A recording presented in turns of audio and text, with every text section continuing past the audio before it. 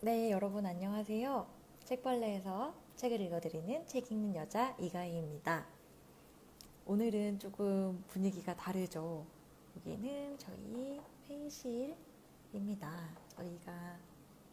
저희 사무실이 있는 회의실이고요. 왜 오늘 여기서 하냐면 저희 개발자님이 아직 퇴근을 안 하고 계시기 때문에 저희 개발자님이 퇴근을 안 했는데 제가 그 옆에서 책을 읽을 수가 없어가지고 회의실로 이동했습니다. 아이폰을 맞다. 저 아직 제가 하는 일을 모르시는 분들도 많으니까 이제 저는 책 속에 좋은 문장을 저장하는 원 센텐스라는 서비스를 예, 안드로이드와 iOS에서 제공을 하고 있어요. 잠깐 깔때기를 꽂아서 제 얘기를 하면 그래서 iOS 앱을 한 달 전에 올렸는데 오늘도 막 좀 문제가 있어가지고 긴급 패치를 하느라고 저희 개발자님 아직 퇴근을 못하고 계십니다. 네, 김대영님 안녕하세요. 네, 이미연님 안녕하세요. 네, 그래서 여러분들이 앱 다운로드를 열심히 받아주시면 저희 개발자님 야근하시는데 힘이 되지 않을까? 그렇다면 이제 저는 오늘 억만장자 효과 두 번째 시간을 진행하도록 하겠습니다. 네, 어제에 이어서 두 번째 시간이고요. 세멘 파커스에서 올해 4월에 나눈 따끈따끈한 신간이에요. 억만장자 효과라고 해서 마치 제목만 보면 재테크 책인 것 같으나 실제로는 이제 어떤 인재와 조직에서의 인재 관리와 그리고 실제로 글로벌한 빌리어니어들이 어떻게 성공을 이루었는지에 대한 어떤 경영적인 그런 요인들을 분석하는 그런 책입니다. 네, 정지민님 개발자 야근설 네, 너무 가슴이 아프죠. 이영근님, 최현대님 안녕하세요. 네, 야근수당은 저희가 빈곤한 스타트업인 관계로 네, 이은성님 안녕하세요. 네, 지금 자발적 야근하고 계시는데 갑자기 제가 되게 악덕업주가 됐네요. 네, 빨리 퇴근시켜드리도록 하겠습니다. 그래서 이 책의 영문 제목은 더 셀프 메이드 빌리어니어 이펙트라고 말씀을 드렸어요. 자수성가한 억만장자들에 대한 이야기가 이제 통계적으로 이분들의 표본을 뽑아서 실제로 보니까 이분들은 어떻더라라는 그 5가지 공통점을 가지고 그거에 대해서 얘기를 하는 책이고요. 그 5가지는 이제 크게 이 책의 5장을 구분을 하게 되는데 첫 번째는 아이디어를 뽑을 때 이 사람들이 공감적 상상력을 갖더라. 그리고 두 번째는 이제 어떤 타이밍이나 관점에서 인내심도 있으면서 또 급하게 움직일 때 타이밍이 다가왔을 때 딱 되게 긴박하게 움직이더라. 그리고 이제 행동하는 측면에서 굉장히 창의적으로 실행했다. 네 번째는 위험을 인식하는 태도에서 좀 더 리스크를 감수하는 면을 보였다. 그리고 이제 리더십에 있어서 또 뛰어난 면을 보였다. 그래서 이 5가지 특징이고 지난 시간에 제가 아이디어를 발굴하는 과정에서 공감적 상상력을 통한 이제 아이디어를 발굴하더라라는 얘기를 해드렸어요. 오늘은 이제 타이밍과 행동의 측면에서 이들이 어떻게 우리와 다른지, 어떻게 억만장자가 되었는지 그 부분에 대해서 이야기를 하도록 하겠습니다.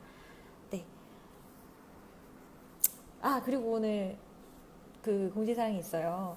여러분들이 어제 보면서 막 댓글도 많이 달아주시고 궁금해 하시는 분들이 많았는데요. 이 책의 출판사 세븐 파커스에서 그 책을 보내드린다고 합니다. 그래서 댓글을 달아주신 분들 중에 이 책이 꼭 필요하신 분이 있다면 한 분을 선정해서 그 세븐 파커스에서 책을 보내드릴 거예요. 네, 정용환님 반갑습니다. 오늘은 회의실에서 진행을 하고 있습니다. 네, 그래서 이제 두 번째 억만장자들의 두 번째 공통점, 이들의 창의적 실행에 대해서 오늘은 읽어드리도록 하겠습니다. 창의적 실행의 제목은 이런 거였어요. 좋은 기획이란 무엇이며 어떻게 시장을 바꾸는가. 네, 그러면서 여기 서두를 여는 한 문장이 있는데 사람들이 아이디어를 훔칠까봐 걱정할 필요가 없다. 독창적 아이디어라면 강제로 떠먹여줘야 할 것이다. 라는 하워드 에이컨의 말을 인용을 하고 있습니다. 굉장히 공감이 가는 게 처음에 이제 막 창업하는 분들 자기 아이디어가 굉장히 막 이렇게 이거 어디 가서 말하면 안 되는데 막 이렇게 접근을 하시잖아요. 근데 아이디어는 사실 정말 많은 것 같아요. 정말 많은 분들이 이거 내 아이디어인데 라고 하면서 얘기를 하시는데 실제로는 그 아이디어는 결국에 실행의 문제고 또 이제 그걸 어떻게 창의적으로 실행해 나가는가 이런 부분이 훨씬 더 중요한 것 같아요. 그래서 그런 부분에 대해서 얘기를 하고 있습니다. 네, 최현대님, 이청우님, 황대철님 반갑습니다. 네, 정명섭님도 들어오셨네요. 반갑습니다. 네. 그래서 이제 저희가 또 어제 중요하게 얘기한 것 중에 하나가 인재의 두 가지 유형을 말씀드렸잖아요. 그래서 굉장히 문제를 창의적으로 발견하고 그거를 통합적 사고로 풀어나가는, 그러니까 문제를 스스로 정의하고 발굴하고 풀어나가는 프로듀서 유형과, 그리고 반대쪽 급부에서 사실 오늘날 기업에서 더 각광받는 인재는 퍼포머다. 그러니까 퍼포먼스를 어떤 특정한 영역에서 높은 퍼포먼스를 내는 데 집중하는 퍼포머이다. 근데 이 책에서 내내 줄곧 강조하고 있는 인재 유형은 프로듀서입니다. 그래서 프로듀서들은 공감적 상상력을 통해 거대한 잠재력을 지닌 사업 아이디어를 다듬는다. 그러나 대박이 되는 가치를 창출하려면 아이디어뿐만 아니라 그 아이디어를 시장에서 실현하기 위한 창의적 접근법도 필요하다. 네, 박건비님, 전영훈님, 네, 반갑습니다. 읽고 싶게 생겨서 읽고 싶으시다고 많이 올려주세요. 읽고 싶은 이유를. 그래서 이 장에서 중요한 건 기획인 거예요. 내가 아이디어를 떠올렸는데 그걸 어떻게 실행하게 만들지에 대한 구체적이고 새로운 방법의 기획이 필요하다. 이런 맥락에서 기획이라는 단어는 새로운 제품을 개발, 출시할 때 거래에 필요한 일련의 해결책을 고안하는 것을 뜻한다. 다시 말해 기획은 전략과 전술, 판매와 거래 조건, 소유권과 유통, 고객 경험 같은 복합적 요소들을 고려한다.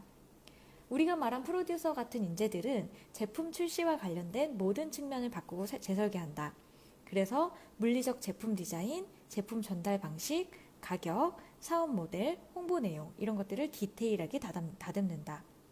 또 한편 이 프로듀서들한테는 기획이 곧 실행이다. 시장에 내놓을 대박 아이디어를 기획하는 과정에서부터 세부 요소들의 주의를 기울이지 않으면 그에 상응하는 성공을 실현하지 못할 가능성이 높다.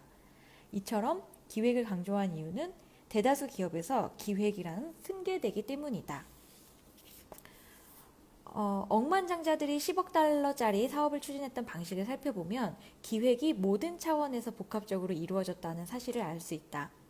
자신의 이름을 붙인 진공청소기와 핸드드라이어를 발명한 억만장자 제임스 다이슨은 그대로 청소를 위한 더 나은 해결책이 있는 대표 제품을 기획했다. 그리고 제품이 빗자루가 아니라 로봇에 더 가까운 고급스럽고 고차원적인 대안임을 알리기 위해 초기 가격 설정과 출시 방식을 기획했다.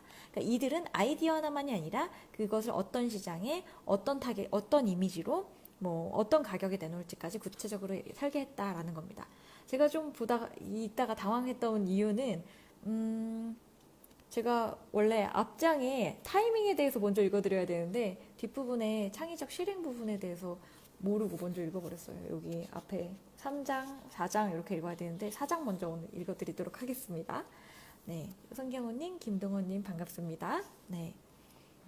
오늘은 10시 반에 시작 못했어요. 좀 오늘 준비하느라 늦어가지고. 그래서 일단 창의적 실행. 이 사람들은 그럼 어떻게 그 아이디어를 실행했느냐에 대해서 두 가지 사례를, 이 장에서는 특히나 사례가 많아요. 왜냐면 약간은 이제 기획이라는 게 아이템마다 케바케여서 그렇겠죠. 그러다 보니까 실제로 기획이 어떻게 아이디어를 기획으로 연결시켰는지에 대한 여러 가지 사례가 나오는데 저는 두 가지 사례를 소개해 드릴게요. 기획의 주의를 기울이면 과거의 틈새 시장을 거대한 시장으로 바꿀 수 있다. 카니발 크루즈에 이어 카니발 코퍼레이션의 오랜 CEO인 미키 아리스는 크루즈 시장을 재창조하는 기획의 힘을 보여준 사례이다. 이 아리스는 사실 본인이 창업자는 아니고요. 아버지가 크루즈를 창업했어요. 근데 그러니까 자기도 덩달아서 어린 시절을 대부분을 바다에서 보냈던 거죠. 그가 10대였을 때 아버지는 크루즈선을 보유하고 있었다. 그래서 그는 고등학교를 마친 뒤에 대학에 갈 때까지 6개월 동안 아버지의 크루즈선에서 일했다. 그러면서 그 일에 너무 익숙해졌던 거예요. 그래서 학교와 크루즈선을 오갔죠. 일단 배에 오르면 매료당하고 말아요. 저만 그런 게 아니에요. 저희 회사에는 30년, 40년 근속한 직원들이 있습니다. 우리 크루즈 비즈니스는 사람들이 애착을 갖게 만들어요. 사람들에게 즐거운 시간을 보내는 경험을 제공하고 휴식을 제공하는 게 우리 일이죠. 그래서 사람들이 정말 좋아해요. 하지만 이제 이 아리슨이 아버지 사업에 조인할 시점에는 굉장히 경제적으로는 회사가 상황이 안 좋았다고 합니다. 회사는 아버지가 운영을 했지만 지주사가 지분을 보유하고 있었고요. 일부 지분을 보유하고 있었고요. 그들은 경영을 감독하려고 2인자를 파견했습니다. 또 이 2인자는 아버지보다는 이 아들 아리슨이 정식 직책을 맡아야 된다고 생각을 합니다. 이 때문에 아리슨은 크루즈 사업의 여러 운영 부문을 옮겨다니면서 부두에서 승선 접수를 맡는 일부터 마이애미에서 예약팀을 이끄는 일까지 이 크루즈 사업의 전 과정을 경험을 하게 돼요. 이처럼 바닥부터 장기적으로 지식을 쌓았기 때문에 이 아리슨, 미키 아리슨은 아버지가 해왔던 크루즈 사업에 대해서 전반적으로 재사고하고 재기획하게 됩니다. 그런데 사실은 이때가 아직 20대였잖아요.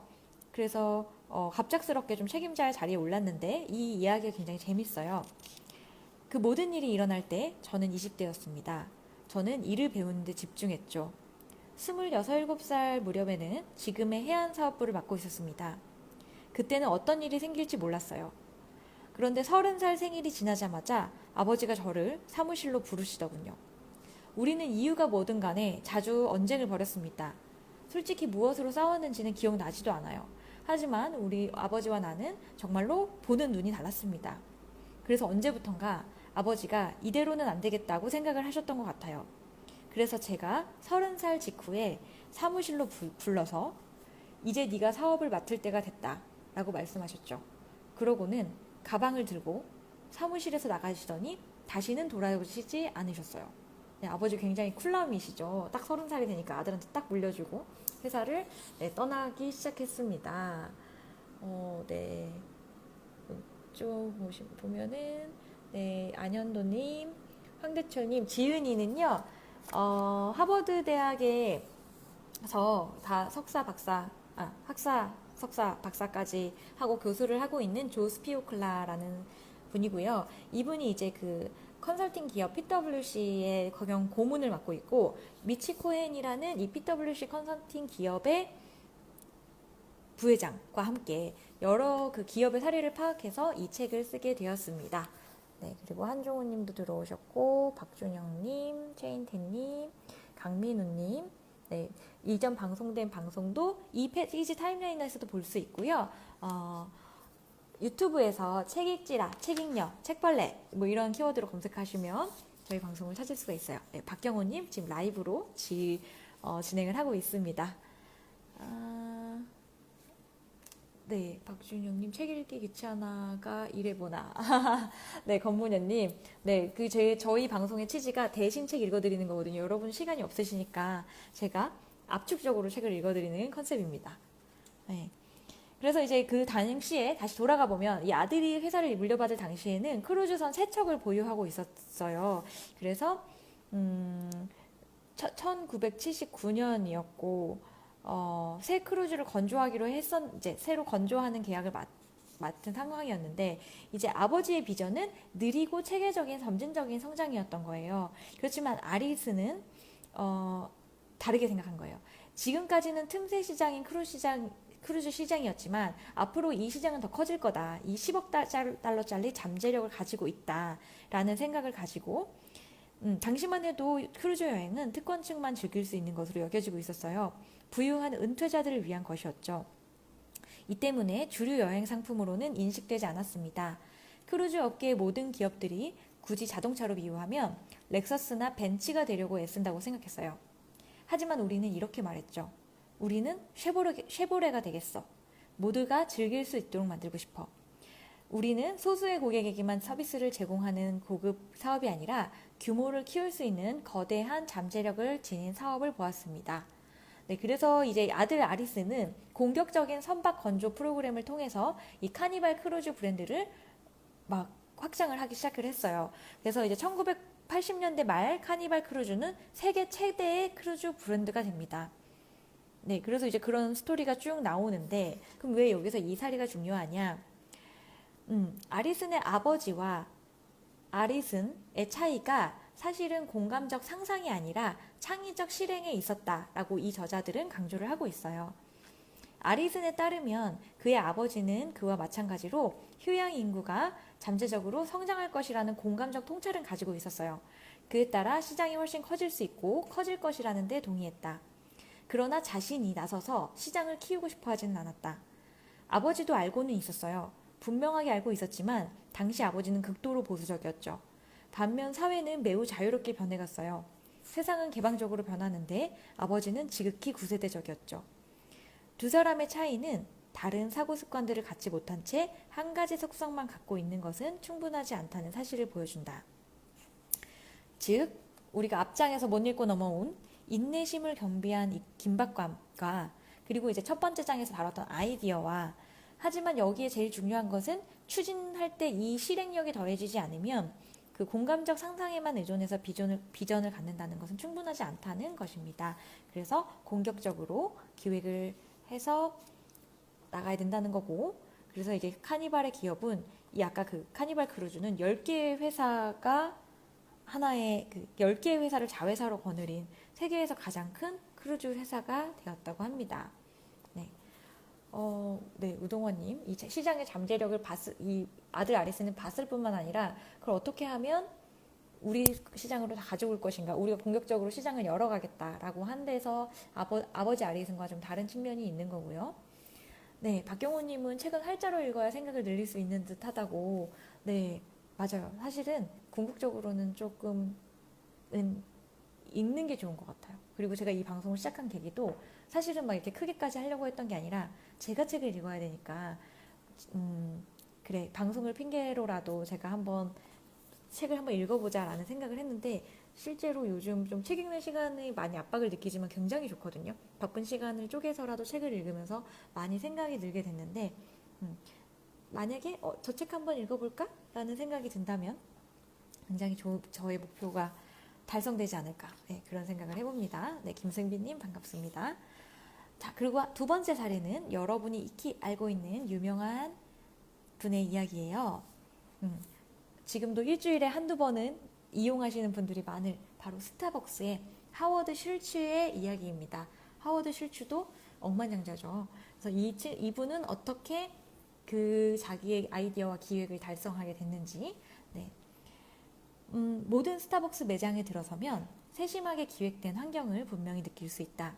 갈아놓은 커피 원두 향기부터 바리스타가 샷과 스팀 요율을 뽑은 다음 완성된 에스프레소를 회색 원목 카운터에 놓을 때 손님과 마주할 수 있게 만든 커피 머신의 배치까지 매 순간이 조율되어 있다. 하워드 슐츠는 사업 초기에 스타벅스를 고객이 머물고 싶은 장소로 만든다는 비전을 뒷받침하기 위해 운영과 관련된 많은 결정을 내렸다. 그중 중요한 요소 중에 하나가 고객에게 제공하는 서비스다. 슐츠는 이탈리아에 갔을 때 에스프레소 바의 공동체적 성격과 바리스타들이 커피를 만들 때 단골들과 대화를 나누는 모습에 깊이 인상을 받았다고 합니다. 그래서 이 경험을 미국으로 옮겨오려는 노력의 일환으로 먼저 시간제 종업원들에게 적절한 건강보험 혜택을 적용했대요. 그러니까 되게 재밌죠. 나는 이탈리아에 있는 이 커피 문화, 대화하는 이 커뮤니티 문화를 옮겨오고 싶어라고 했을 때 가장 먼저 한 게 시간제 일자리 직원들의 보험 보장이었다고 합니다. 그렇게 하는 것이 올바른 일이라고 믿었다. 이 조치는 채용에 긍정적인 영향을 미쳐 우수하고 헌신적인 직원을 끌어들였다. 이런 혜택을 직원에게 제공하는 소매업체는 드물다. 이 조치는 슐츠의 계획, 즉 온화하고 친근한 매장 분위기를 조성한다는 비전에서 핵심 요소를 차지했다.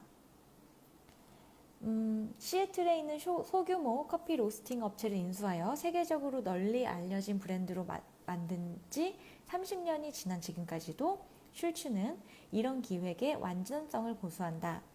스타벅스가 제공하는 경험의 완벽성에 대한 그의 고집은 타협의 여지가 없다. 대표적인 예로 금융위기가 한창이던 2007년에 스타벅스는 자사의 높은 이익을 안겨주던 아침 식사용 샌드위치를 몇 개월 동안 메뉴에서 없애버렸다. 왜 그랬을까요? 네, 스타벅스가 추구하는 고객 경험이 샌드위치 때문에 불순해진다는 것이 그 이유였다. 그 슐츠가 직접 쓴 책 있죠. 온워드라는 책이 있잖아요. 스타벅스 이야기.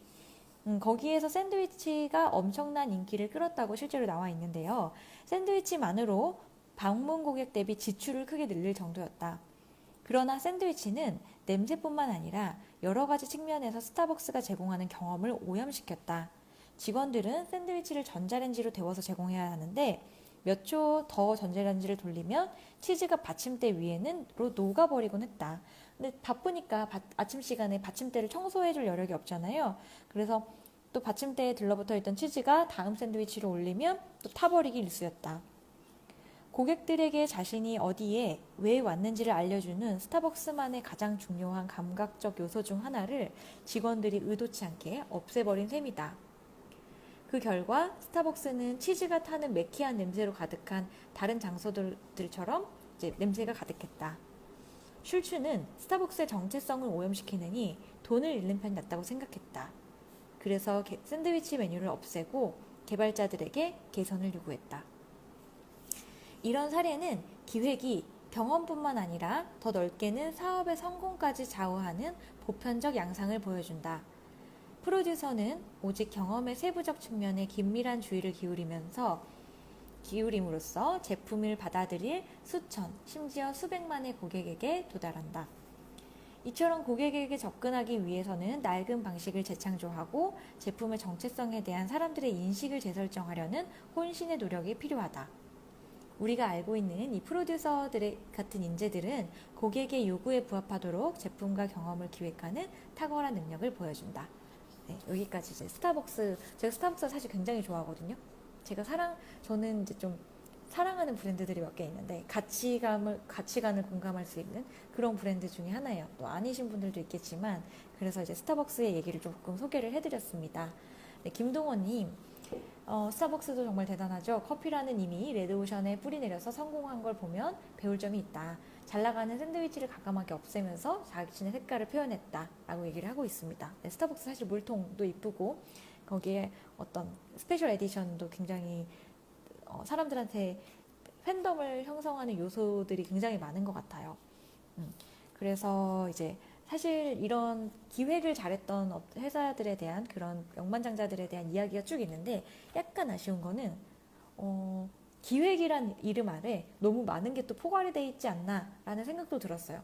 그래서 이 저자들은 기획이라는 타이틀로 이제 디테일하게 사람들을 만족시켜줄 수 있는 그런 거를 묶었지만 실제로는 굉장히 기획이라는 요소 안에 너무 많은 게 들어있어서 기획을 어떻게 잘해야지 라고 생각이 들고요. 그런 면에 있어서 이 저자들은 그러면 창의적 실행을 어떻게 잘하는가, 아까 그 기획과 실행력을 어떻게 잘할 수 있는가에 대해서 세 가지 이제 얘기를 해줍니다. 그러니까 이 장 전체에 걸쳐서 우리는 억만장자들이 대박 아이디어를 구현하기 위해 취하는 창의적 실행을 강조했다. 자, 그러면 어떻게 하면 이 창의적 실행을 할 수 있을까? 첫째, 생각과 실행이 분리되지 않게 하라. 네, 이거 좀 재밌는 얘기인데요. 제품이나 서비스를 시장에 내놓는 데 필요한 절차에 다양한 요소들을 통합하라. 일반적인 기업은 전문화돼 있어서 제품에 대한 아이디어를 고안한 사람이라고 해도 일정한 단계가 지나면 발을 빼고 다음 아이디어로 관심을 돌려야 한다. 그러면 다른 부서가 제품을 만들고 판매하는 방법을 결정한다. 이것은 분명 프로듀서들의 방식이 아니다. 프로듀서는 계속 참여하고 싶어 한다. 그러니까 우리가 대기업을 보면 기획팀 있고 CS 고객 상대하는 팀 따로 있고 마케팅하는 팀 따로 있고 운영하는 팀 따로 있고 그렇잖아요. 근데 이제 프로듀서형의 인재들은 사실 앞단에서 기획에서 뒷단의 실행까지 쭉 타고 가는 것이 이 창의적 실행을 만들 수 있는 그런 중요한 요소다라고 얘기를 하는 거예요. 네, 임상진님 반갑습니다. 네, 책임녀를 통해서 책 에너지를 좀 보충하시길 바랄게요. 네, 그리고 이제 이런 통합적 성향을 또 토대로 뛰어난 거래 성사 능력을 보이는 직원에게, 그러니까 통합적인 사고방식을 갖고 있는 직원에게 제품 디자인이나 사업 기획에 대한 영향력 있는 권한을 부여한다면 어떻게 될까? 사업의 규모를 키워줄 새로운 기회를 찾을 수 있도록 가격 설정이나 사업 모델을 바꾸는 아이디어를 제시하지 않을까? 라는 얘기를 던집니다.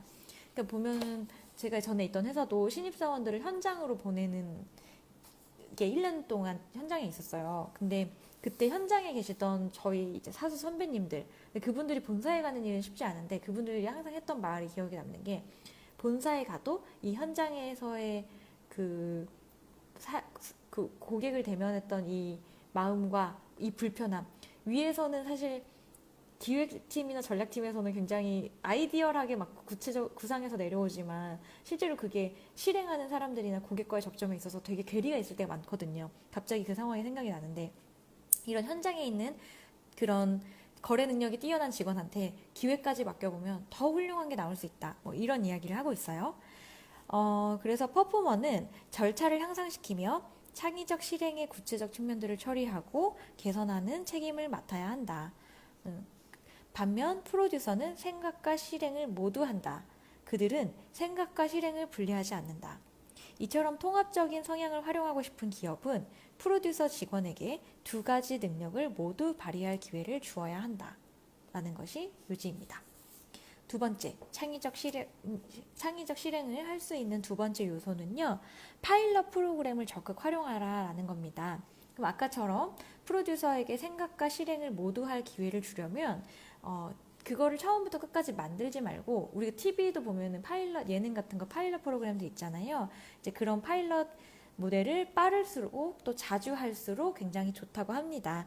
그래서 파일럿 프로그램을 할 때는 투자할 제품이나 서비스를 어떤 아이디어로 하는 것이 좋을지 반드시 프로듀서가 직접 선택하게 해야 한다.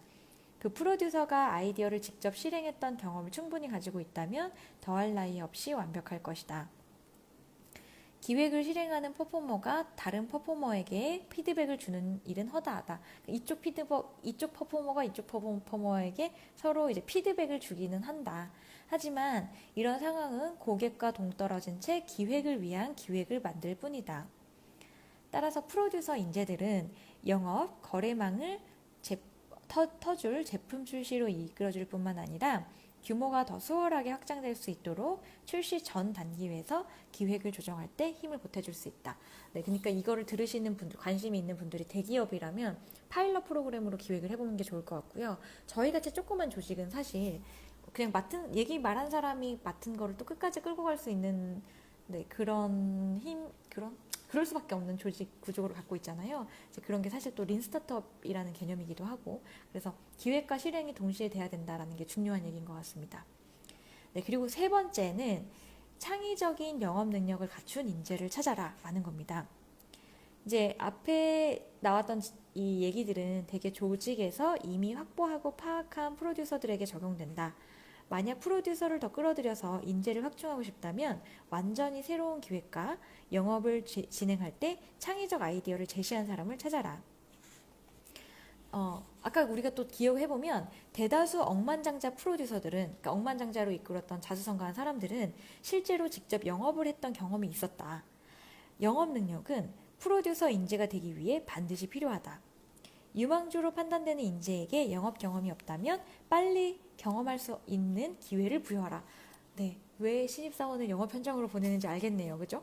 빨리 가서 영업의 경험의 기회를 부여해라.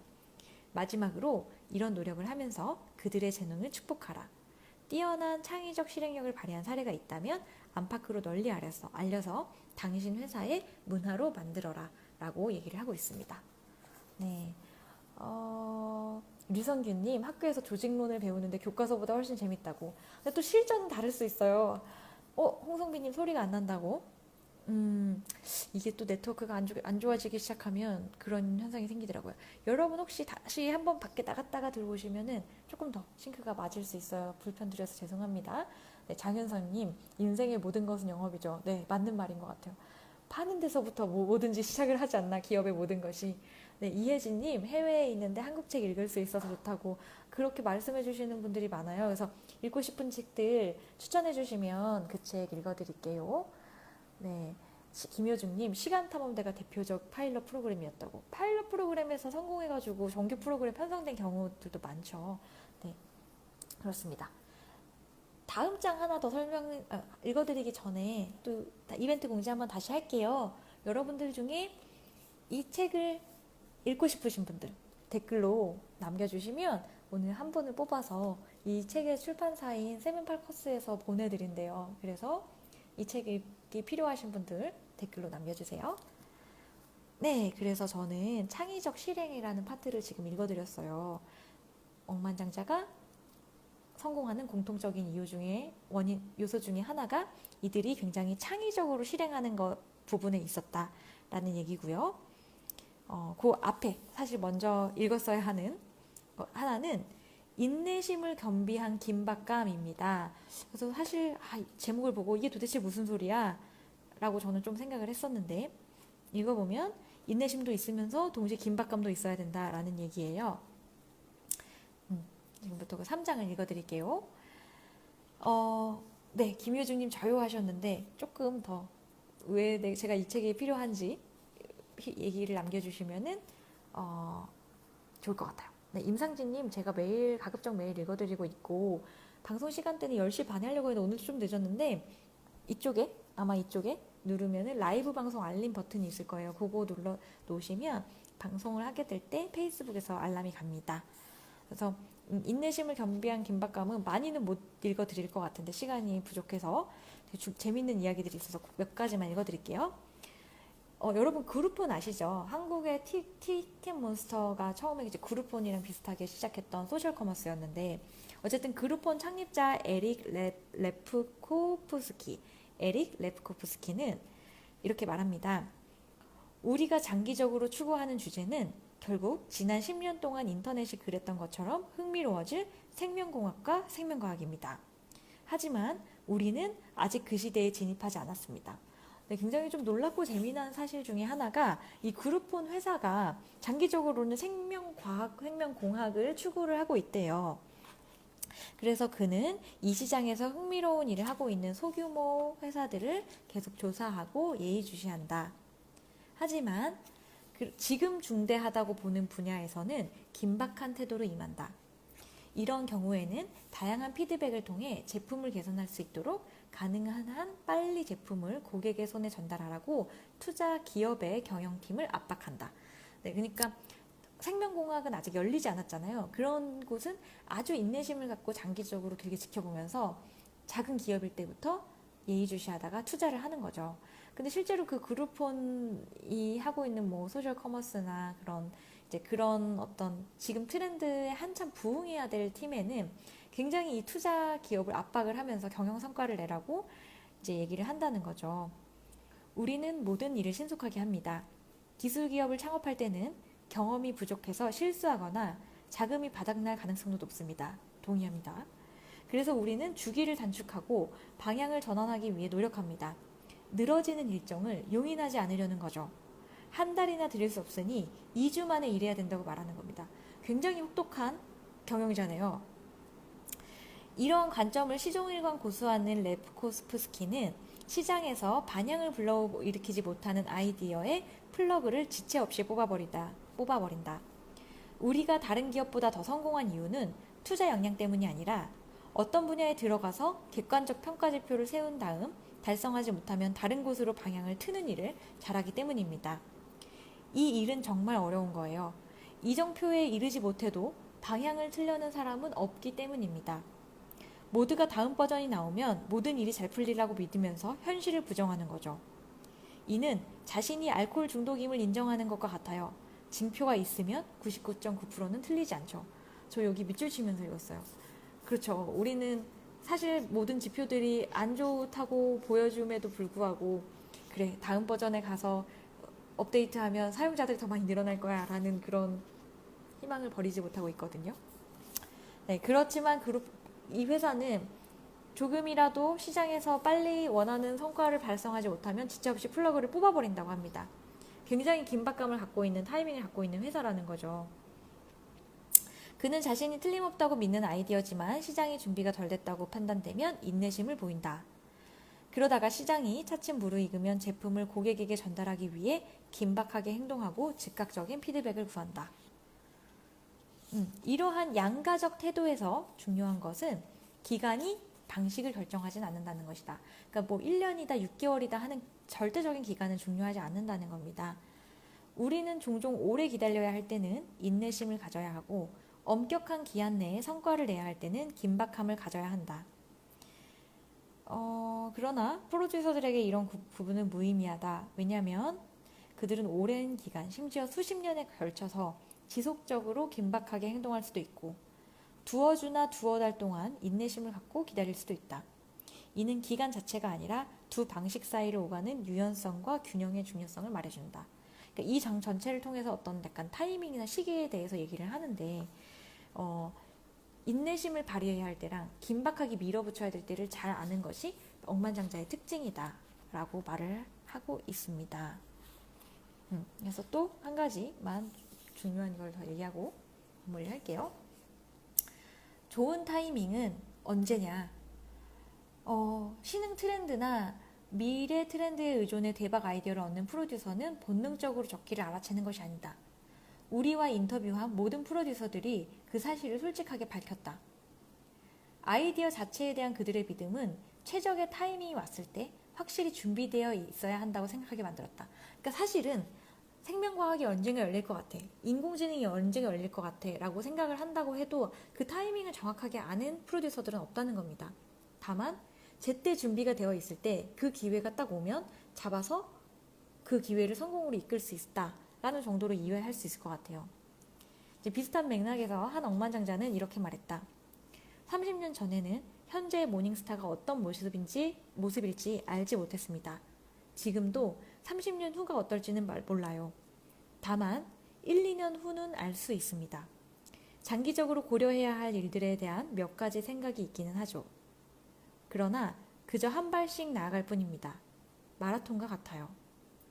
그래서 대략 35km를 가야 해 라고 생각하는 것이 아니라 지금 3km니까 대략 5km까지 가고 싶어 라고 생각하는 겁니다. 그런 마음가짐입니다. 저는 좋은 성장률을 쌓아나가면 사업 규모도 곧 충분히 커질 것이라고 항상 생각했습니다. 언제나 좋은 미래가 찾아올 거라고 생각했죠. 그러나 5년이나 10년 또는 15년 뒤에 어떤 모습이 될지 정확히 설명할 수는 없었습니다. 단지 우리가 사람들에게 가치 있는 일을 하고 있다는 사실 정도만 알았죠. 우리는 계속 이런 철학에 초점을 맞춰서 나갈 겁니다. 라고 얘기를 합니다. 그래서 사실 이 장도 조금 더 읽어드릴 부분들, 비추신 부분이 많았는데 이제 시간상 이 정도로 타이밍에 대한 얘기는 마무리를 해야 될 것 같아요. 근데 저는 지금까지 읽었던 장들 중에 이 타이밍에 관한 부분이 가장 좋았어요. 그러니까 억만장자들은 물론 어떤 좋은 아이디어도 있었고 뭐 시장을 내다본 인사이트도 있었지만 그 시장이 언젠가 열릴 거라고 인내심을 가지고 준비를 딱 하고 있다가 그 시장이 딱 열렸을 때 다른 경쟁자들한테 뒤처지지 않게 차고 나갈 그런 준비가 되어 있었구나. 약간 이런 생각이 들었습니다. 최현대님, 기회는 준비된 자에게 허락되는 단어다 라고 말했는데 저도 공감하고요. 김동호님은 타이밍이 운칠기삼이다. 억만장자들도 노력을 많이 했지만 운도 무시 못할 요소이다. 네, 저도 공감합니다. 근데 이 책에는 운이라는 요소는 안 나와요. 그래서 운을 사실 무시할 수 있을까? 그런 생각도 좀 들고요. 정재필님은 식당을 창업하기 위해 식당에서 일한 지 1년이 다 돼 갑니다.